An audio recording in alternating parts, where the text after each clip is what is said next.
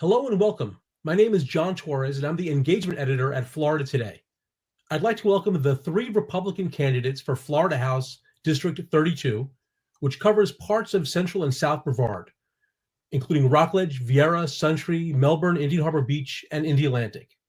The seat was made vacant when State Rep Debbie Mayfield announced that she was going to run for the vacant Senate seat she held for 8 years before being termed out.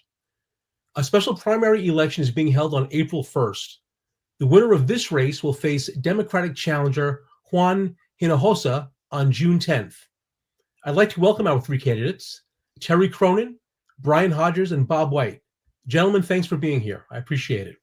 Thank you for having us. John. I'm going to give you each 2 minutes apiece to tell us who you are, talk about your background, your qualifications, and what would make you a good choice for State House. So we'll start with Terry Cronin and then Brian Hodgers, followed by Bob White. So go ahead, Terry. Hi, I'm Dr. Terry Cronin. I'm the most conservative choice for Melbourne voters. I've called Melbourne my home for 52 years, longer than any other candidate, and I'm here to set the record straight. First, I want to tell you that as a doctor, I see thousands of patients every year, and I know the struggles that people are having with high medical costs and insurance companies. I want to make sure that they can get quality care that they need and at a price that they can afford. I'm actually hoping to be the patient's voice in Tallahassee. My opponents have attacked me very early from the start of this campaign with lie after lie because they know I'm the most conservative America First candidate in this race. And they can't compete with their lack of ideas. So just like President Trump, I'm going to fight, fight, fight to win this thing. So thank you. Okay, thank you. Now, Brian Hodgers. Hi, my name is Brian Hodgers. I'm running for State House District 32. My wife and I live in Viera in our district. I also own a business in Suntree in which I employ several people here in the district. My kids go to public schools here in the district, and I have been involved locally with several different Republican clubs, the Brevard Republican Executive Committee, the Brevard Republican Club, the North Brevard Republican Club, and several others. My wife and I were the co-founders of the Trump Club back in 2017. We have both engaged in numerous Lincoln dinners and a variety of support for other candidates through the years in getting elected to office. The reason why I believe that I am the best choice to serve this district in the state of Florida is, as we all know, we are currently undergoing an insurance crisis in the state of Florida. And as my opponents have tried to point out that I am an insurance company CEO, which that would not be correct. I own a small agency, which I employ 7 people, and I fight every day for my clients to lower their insurance rates. And if I don't, I lose those clients. So there is nobody currently serving in the state house that has an insurance background. And there are many issues out there facing the state of Florida. However, insurance is a big one. And I want to take my knowledge and my 24 years of working in the insurance business to the Capitol to help work with the other legislators to bring down the insurance rates here in the state of Florida.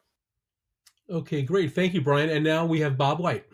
Thank you very much, John. So if you go to my website, you'll find 4 words there: faith, family, freedom, and Florida.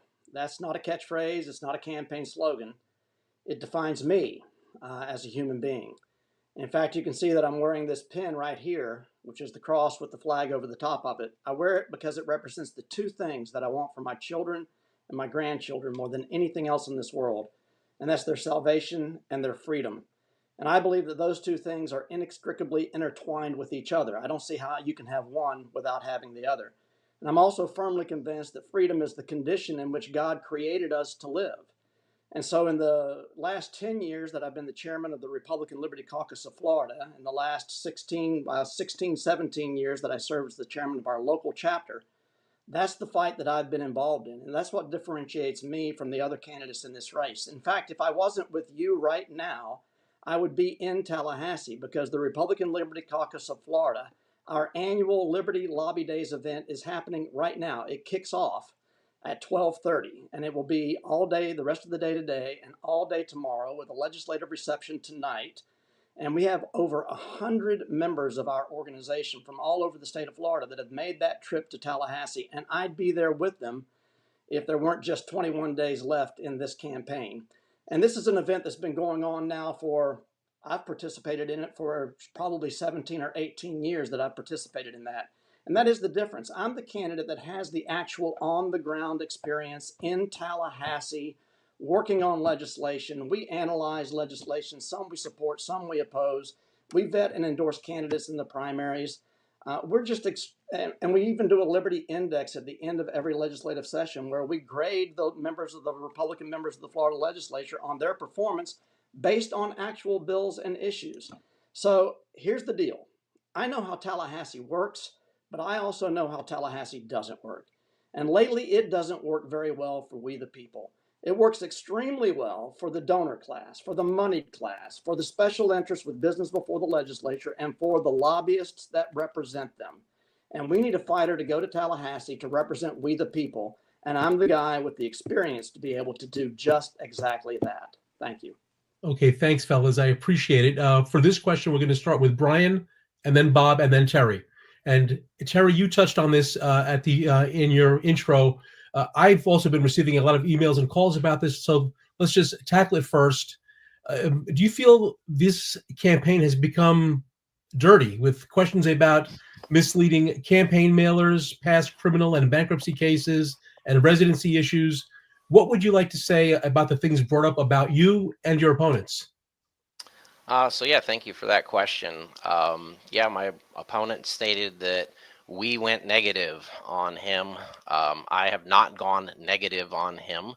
It was made public that he had falsified an election document saying that he was living in his office when he was actually living in his home. I had nothing to do with that. I think that obviously he's bothered by the fact that that came out early on in this campaign. And so he decided to go negative by putting out mailers and text messages and so forth about the other two opponents that we've been arrested. The documents that he provided were false. They were made up documents. If you go to the clerk of the court's website, there is no arrest. I never have been arrested. But the fact is that he brought up an issue and embellished upon it that when my father and I owned several gas stations back in 1996, we had a clerk who was caught up in, I guess, what you would call a sting operation, where they brought in an underage person and they sold a beer to this underage person. And I, as the business owner, received a citation and had to pay a $45 fee for that. So that was, of course, turned into that I've spent several days in jail and I had been arrested when in fact I have not. So our one opponent seems to be very angry, and it shows in the way he's been conducting his campaign. And I think that it should be turned back into a civil campaign about the issues instead of smearing other people. Okay, thank you. And now, Bob, same question. Well, sure, of course. I mean, desperate people do desperate things, right? I mean, there's no question but that there is one particular candidate in this race that is relentlessly attacking the other two candidates in the race with nothing but fabrications and lies. And you know, the Apostle Paul in his letter to the Galatians said to be careful because a man will reap what he sows. And this other particular candidate is sowing nothing but lies and deception at this point in time. And he's ultimately going to reap lies and deception, whether it's in this campaign or whether it's down the road in his personal life or down the road in his business life. It's going to happen. It's unavoidable. He mentioned at the outset in his opening statement, he even went negative by accusing the other two candidates of attacking him. I've never attacked him. I've never attacked Brian. I haven't attacked either one of them. Okay, but again, desperate people do desperate things. So that's exactly what's happening here. He's not connecting with the voters, and he's desperate, and so he's on the attack. And I just refuse to get down in the mud with him, with either one of these two candidates. If they want to get in the mud, they were attacking each other early on in this campaign, just broadsiding each other. And quite frankly, I think all they've really managed to accomplish is they've destroyed their own credibility, each other's credibility with the voters, to the point where people are just frankly disgusted and turned off by the negativity that they're seeing in their mailboxes every day. So we're not negative. We're not going negative. I've got too good a record to work on with. I've got too good a body of work that I can point to. I've got too many outstanding endorsements from outstanding people that I can point to. So I don't have to go negative. I'm running a positive campaign. I'm going to run a positive campaign to the end. Okay, and so Terry, what do you have to say to all that? Well, I'm the only candidate who doesn't have a criminal record. So if they're going to run on the record, they have to be honest about it. All these fake attacks are just attempts by my opponents to hide their lack of real conservative solutions. They throw up a smokescreen from their various failed campaigns for office and other personal failures. I pray every night that they go positive. Run on what you want to bring to the table. Don't try and tear people down. I've been in this community for 52 years, helping people, doing the best I can. I wanted to step into this race to help our community, not be part of this nasty, nasty blood sport. And I didn't start it, but by gosh, you guys are, throwing rocks from glass houses is a big mistake. Okay, thank you, Can I guys. can I respond to that, John? Since he just accused me of having a criminal record. Sure. Yeah, you have 1 minute. Go ahead. That'd be great. Let's understand something, okay? Because this is just yet another lie that Terry Cronin tells. I don't have a criminal record. I've never been convicted of a crime in my life. I've never even been on trial for a crime in my life. That is so. It is simply a lie to say that I have a criminal record. If you want to say that I have an arrest record, sure, go ahead, say that. I'll own it. It's not a problem. I had a contract dispute with a customer over 20 years ago. I think it was 25 years ago. I had a contract dispute where they refused to pay me for some change order items that I was owed. And so I didn't pay some subcontractors as a way of trying to leverage them into paying me. And they did an end run around me to the state's attorney's office, okay, and presented a contractor's affidavit and said that that this proved that I had made a false statement. The fact of the matter is that I was charged with one count of making a false statement on a real estate document. That was a charge that was dropped, never went to trial, not guilty of anything, and yet Terry Cronin would have you to believe that that I have a quote unquote criminal record. Stop lying, Terry. It's not true, and you know it. Okay, well, let's stop it there, fellas, please, and let's talk a little bit about the issues because I know that time is limited. So for this question, we're going to go with Bob, Terry, and then Brian. Following Hurricanes Helene and Milton, homeowners fear yet another round of insurance rate hikes, which could also halt economic growth in the state. If elected, what would you do to try and ease rate hikes while ensuring that insurance companies can remain financially healthy and stay here in Florida? It's an incredibly difficult and complicated topic. There's no question about that. What I'll do when I get to Tallahassee is I'll rely on experts. And there's one person in particular that I want to reference, and that's a guy named Jeff Brandes. And John, you probably remember Jeff Brandes. He's a former state senator. And when he termed out of office, he started the Florida Policy Project. And it's a think tank, if you will, and they do tons of research on different issues that are impacting the state of Florida. And I've got two documents. One is just came out, Citizen Zero, which is a document that talks about citizens insurance and the kind of reforms that need to be made there. That's very important. He's also done a huge study that I'm in the process of going through and trying to learn as much as I can about the issue. But I know this, in spite of the tort reform that was done just a couple of years ago, and the claims that that leadership is making now about how, these are really taking hold and we need to just give it time to work. Floridians don't have time to give it to work. The fact of the matter remains that we have a little over 7%, I think it is, of the claims that get filed nationwide are filed here in Florida, but we still have over 70% of the litigation that's happening in this area is happening right here in the Florida. Those numbers don't add up. So we need serious work on tort reform still going forward. I think we also need to take some serious looks at the way that the building codes that are being used in some of our coastal communities. And there's some other interesting ideas like the TWIA, which is the Texas Wind Insurance, whatever they call it, where they're treating that category of hurricane wind insurance coverage differently. So there's a lot of good work that's being done out there, a lot of good research available, and I think it's just a matter of digging in and really trying to determine what's the best way to go. But we can't sit on our hands and wait for reforms that were passed 2 years ago to continue to work. Okay, thank you. Same question for you, Terry. Insurance concerns here in the state, what would you do?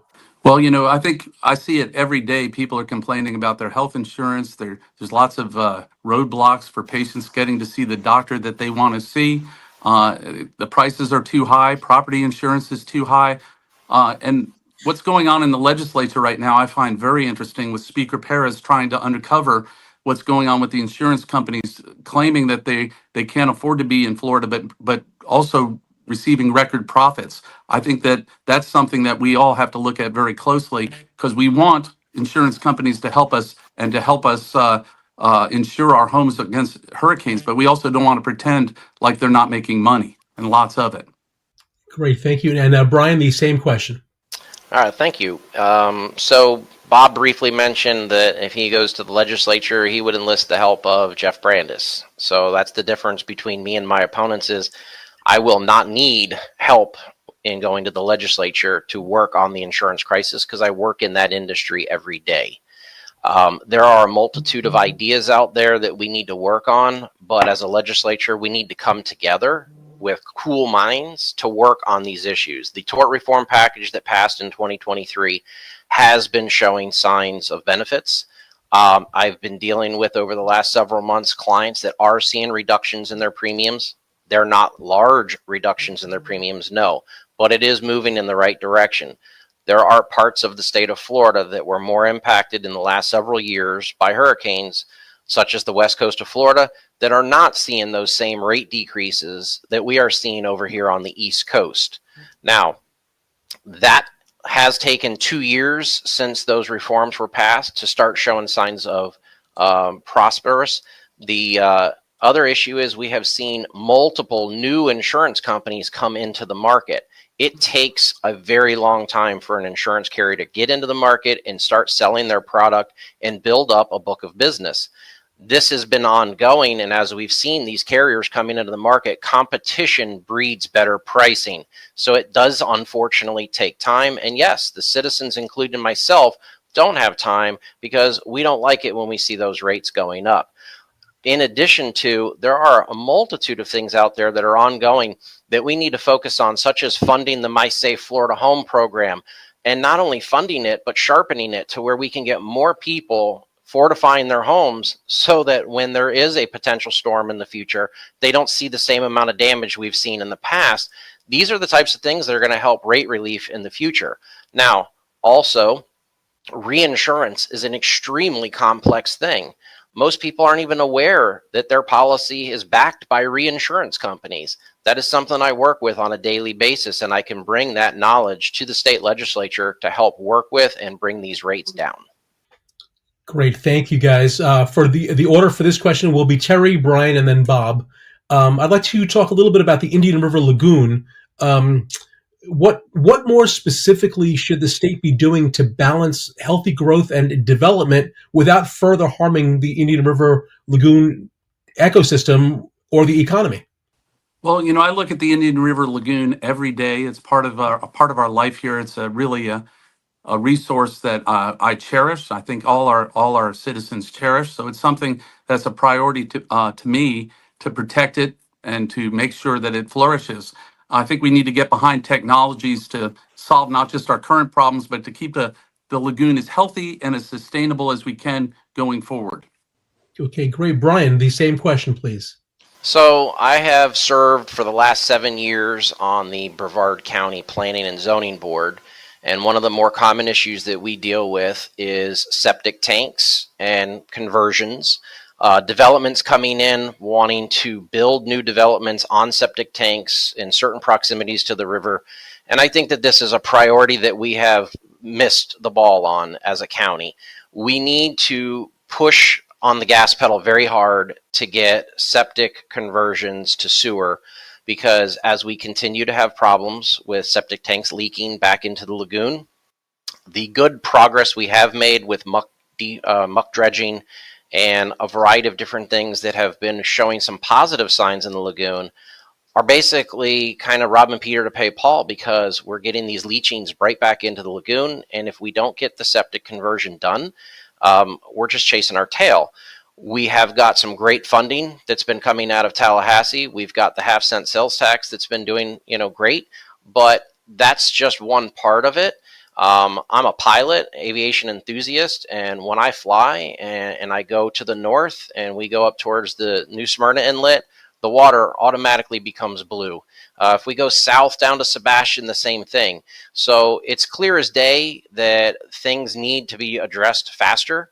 And I think that the fastest way we can accomplish that is septic tank conversions, as well as infrastructure needs to build more wastewater treatment facilities here in the county to handle our unprecedented growth that we have here in Brevard County. Alrighty, up next is Bob. Same question.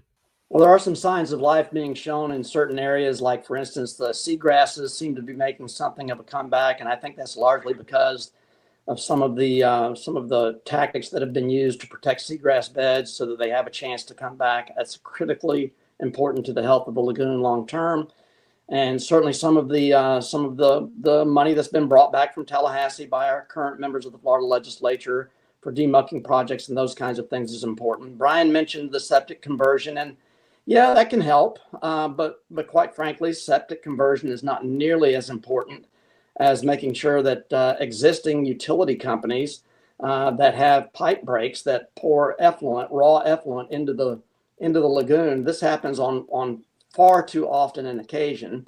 We need some partnership between the state and between the local governments that flank the lagoon, all up and down the lagoon, to make sure that these wastewater treatment plants are upgraded and that they're not doing the damage to the lagoon that we've all seen happening far too frequently.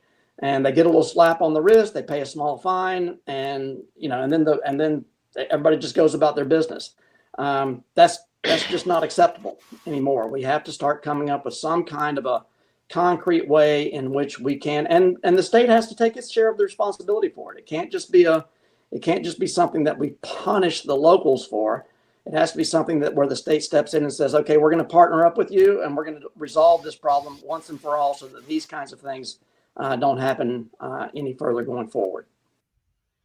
Okay, thank you. For this question, we are going to go Brian, Bob, and then Terry. In light of the planned closing of Rockledge Hospital, what could you do as a legislator to assure that your district has adequate hospital coverage? So it's very unfortunate what's happening there. I understand that the hospital is trying to make a business decision that the hospital is too old and therefore, they can't do the renovations needed, et cetera, and they want to close it. I'm firmly against the idea of them closing it so prematurely the way they are. I don't know what the resources would be needed to be able to have a state agency perhaps come in and run that hospital until there is another facility that can either be built or, there's talk about the new hospital in Cape Canaveral being built. How we shift beds, there's a certificate of need requirement out there, and that certificate of need requirement, I think, needs to be met. There's people in that particular city, Rockledge, that are going to be in harm's way trying to get to another hospital in an emergency. So I'm not familiar with what alternatives the state can do to bring in, but I'd love to see that hospital remain open until some other alternative comes about, and hopefully quickly, because I have clients myself, one that was just in my office yesterday that was asking about what does he do with his health insurance, because he's going to be losing his health insurance April 1st when they close their doors. So it's a horrible thing that's happening. Okay, Bob, same question, hospital coverage. Yeah, a lot of people are going to be at risk. There's no question about that. I was knocking on doors Sunday afternoon, and this very subject came up with one of the constituents that I was talking to. It's really difficult. I'm not going to sit here and claim to have all the answers. I'm really not. I mean, Brian, in answer to the insurance question, said, I'm in insurance, so I know the answer to all of these problems. And I'm sure that Terry's going to tell us that because he's a doctor, that he knows the answer to all of these problems that have to do with the hospital.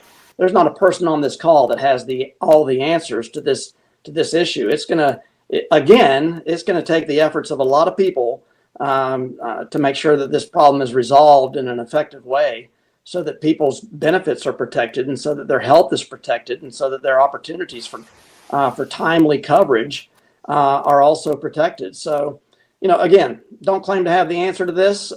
Just claim to have the ability to dig in and find out what that answer needs to be. Okay, thank you. And now you're up, Terry. Well, thank you so much. I don't think it's a surprise to anyone that the healthcare system is falling apart all around us. It's terrifying to see what's happening in Rockledge, but these kind of things are happening across the state. And currently, there's not a single doctor or even a nurse in the legislature, and they make healthcare decisions that affect all our lives every session. I don't, like Bob says, I'm not going to claim to have all the answers, but I can speak the language and I know what's needed, what patients need. Right now, the insurance companies are making our lives miserable. It's tough. It's harder to get care. It's harder to get the doctor you want to see. Everything is more difficult. And if I can do anything to decrease regulation, to put investment into our district, help building of new hospitals in our district, anything I can do to help our healthcare improve, I'm ready to do it. So thank you. Okay, great. For this question, the order is going to go Bob, Terry, then Brian. I think that's right. You guys are running for a seat that is vacated by State Rep Mayfield. As I mentioned earlier, she's running for her old seat in the state Senate, even though she was termed out. Do you favor limiting state legislators to a lifetime term limit of 8 years in the House and 8 years in the Senate? Absolutely. I think that's long overdue, and I think that I will say this, because we've been talking about this for many years now. Because the Republican Liberty Caucus of Florida, which I chair, we're huge term limit advocates, and we've been decrying the fact that there's this word continuous or consecutive, the way the statute is currently written, that allows for a legislator to bounce back and forth. I understand Rep. Mayfield's position on this. Her position was, well, what difference does it make whether the break in service is 4 or 5 months or 4 or 5 years? I mean, we've got situations where legislators serve 8 years in the House, go to the Senate for 8 years, go back to the House for another 8 years. And then if they wanted to, they could even go back to the Senate for another 8 years after that. So it's it really is kind of a joke. And so we absolutely need to amend the Constitution to provide that, 16 years with 8 in the House and 8 in the Senate is the absolute maximum that should be allowed. And I'll just leave it at that. Okay, and you're up, Terry. I don't really have much to add. Bob pretty much hit it out of the park there. Thank you. Okay, great. Brian? Yes, I am familiar with the bill that Senator Blazongolia has put forth that limits House members to 8 years and Senate members to 8 years, and I think that's great. 8 years and you're done. You can't go back and forth. Term limits are important, as well as some other politicians that skirt things like living in the district or running in a district they don't live in and so forth. There needs to be tightening of laws on both of these angles about where you live, where you serve, how many years you served, and how many times you've gone back and forth, because we need to get fresh new ideas and new people serving and not having the same thing recycled over and over. Okay, great. The last question before we ask you guys for your final comments. I spoke with Congressman Mike Haradopoulos recently, and he said that a Doge type of thing in Florida isn't really needed because the state already has a program called Transparency Florida, where all the expenses should be transparent to the voters. What are your thoughts on the proposed creation of a Florida Doge? Do you support it, and why? Or why not? And the order for this one is, did I say it? Brian, Bob, and then Terry. So yes, absolutely. I support a Doge type program here in Florida. We are seeing the wasteful spending that's happening in our federal government, and it's certainly happening here in the state of Florida as well. Each and every year, our state budget increases by several $billions. It's great. We're in one of the few states that has a surplus.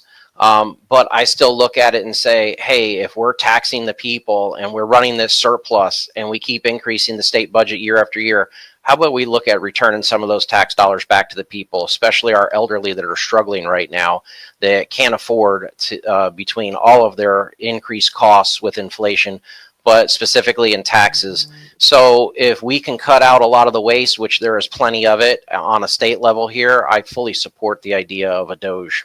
And I'm sorry, guys. I think I erred there. That should have been Terry up first. So we will ask you now, Terry, for your answer on this one. Sorry about that. Well, I'm certainly in support of transparency, and also the idea of kind of digging in and finding whatever kind of wasteful money is being misused or misspent. I'm in awe of what's been going on at the federal government, and what Donald Trump and Elon Musk have been able to accomplish.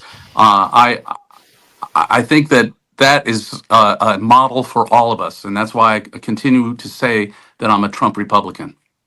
Okay, Bob, same question. Yeah, once again, the Republican Liberty Caucus of Florida, which I chair, is ahead of the game on this issue. Back in early January, before Donald Trump was even inaugurated, we launched a Restore the Republic 2025 tour around the state. And one of the things that we're pointing out to folks is that Florida has a $117 billion state budget. But what most people don't realize is that $38 billion of that is actually federal funds that are coming down from Washington, D.C. And it covers a lot of things like Medicaid, other items, maybe some education funding, those kinds of things. But this is at the same time that the federal government has a $36 trillion debt, and debt service on that debt has now become the second largest expenditure of the federal government, behind, of course, Social Security and Medicare and Medicaid. And what people also don't know is that the Office of Management and Budget just 2 years ago recommended to the Congress that they cut funding to the states in half. And I'm here to suggest to you today that they're ultimately not going to just cut it in half. I see the day coming when this train wreck happens and they literally zero it out. And so we have to ask the question, where does that going to leave Florida and Florida taxpayers if all of a sudden this gravy train that the state government has come to rely on suddenly evaporates? And so we called back in January for two things. We called for the creation of a new joint committee of the Florida legislature to really dig in and take a hard look at Florida's budget, looking for duplicity, waste, abuse, fraud, those kinds of things that can be cut out of the budget because it's there. It exists. Duplicity exists. Waste and fraud exist. And that's something that absolutely needs to happen. And then the other thing that we called for was for a joint committee to be established on constitutional enforcement and nullification, because quite frankly, the federal government continues to overstep its bounds. It continues to get involved in things that it has no constitutional authority to be involved in, education being one of them. And that's something that I called for 5-6 years ago when I was running for governor, is the elimination of the Federal Department of Education entirely because it's wholly unconstitutional. And now, okay, that's time, Bob. I'm sorry, but the very same thing. I have to stop you there. Thank you. All right, guys, you're off the hot seat. You're going to each have 1 minute now to tell voters why they should vote for you. We're going to go with Bob first, and then Terry and Brian. So go ahead, Bob. Why should we vote for you? Well, listen, I would encourage everybody to go to my website, bobwhite4florida.com. And when you go to that website, just click on the endorsements page and take a look at all of the folks that have endorsed me. People like Congressman Byron Donalds, who's likely to be our next governor of the state of Florida. Ron Paul, Bill Posey, our former congressman, still very, very loved and respected and adored right here in Brevard County, Florida. Sheriff Richard Mack, 7 former members of the Florida legislature from the Panhandle all the way down to Southwest Florida have endorsed me in this campaign because they know me, they've worked with me, they've done the job, they know I can do the job, so they've been pleased to come out and endorse me. A number of our local elected officials like Dana Blickley and Lisa Cullen and Rachel Sadoff and Blaise Tredis have all endorsed me, as has our former clerk and former county commissioner Scott Ellis. I've got endorsements from various organizations like Gun Owners of America and Florida Gun Rights and America First Initiative and We the People, Make Liberty Win, Young Americans for Liberty, the Republican National Hispanic Assembly of Florida. I got to stop you there, Bob. I'm sorry. I'm sorry, but we're going to go now with Terry. Go ahead, Terry. Support me. So the reason you should vote for me is because I am a dedicated servant to the people here in Melbourne. I've lived here my whole life, and I just want to say, when it comes to endorsements, I've had plenty of endorsements. Who's the most conservative in this race? It's me. I'm endorsed by Randy Fine, one of President Trump's most trusted future congressmen. Sheriff Wayne Ivey has endorsed me. I'm endorsed by the Florida Medical Association. Many other medical groups have endorsed me. I really want to be the patient's voice in Tallahassee when they're making these healthcare decisions that affect all of us. You know, it's crazy to think that an insurance agent is going to be the one bringing insurance prices down for us. I think that's crazy. I do think that anything we can do going forward to help our district and help the healthcare of our district is important, and I'm the one who will be able to do that for you. Thank you. Okay, thank you. Brian, last but not least, why should we vote for you? So I think it comes down to, first of all, who's most invested in this district? I would say that would be me. I own a business in this district and employ people in this district. I live in this district where one of my opponents does not. I go to church in this district. My kids are in public schools in this district. So obviously, I'm going to Tallahassee for the purpose of fighting for this district. I bring the knowledge to solve the biggest crisis facing the state of Florida at this point, which is insurance. And my one opponent thinks that that's funny. However, proof is in the pudding. I work day in and day out lowering my clients' rates, and that's what I'll be able to do in Tallahassee. And neither of my two opponents have that ability to do that. I've worked with multiple different trade associations like the Florida Realtors, the Florida Association of Insurance Agents, local Melbourne Chamber for many years on the government affairs committees and working on issues that help the business community, help our constituents here. So yes, I do believe that I'm the best person to get things accomplished. It's about getting things accomplished in Tallahassee, not just talking about it. And so that from that perspective, I ask for you, the constituents of Brevard County, to support my campaign. I've got plenty of endorsements, but I don't think endorsements of individuals is as important as the people endorsing who they want on April 1st. All righty. Well, look, thank you guys all for being here, and good luck to each of you in the April 1st primary. I'm John Torres, engagement editor for Florida Today, a part of the USA Today Network, and thanks as always for watching.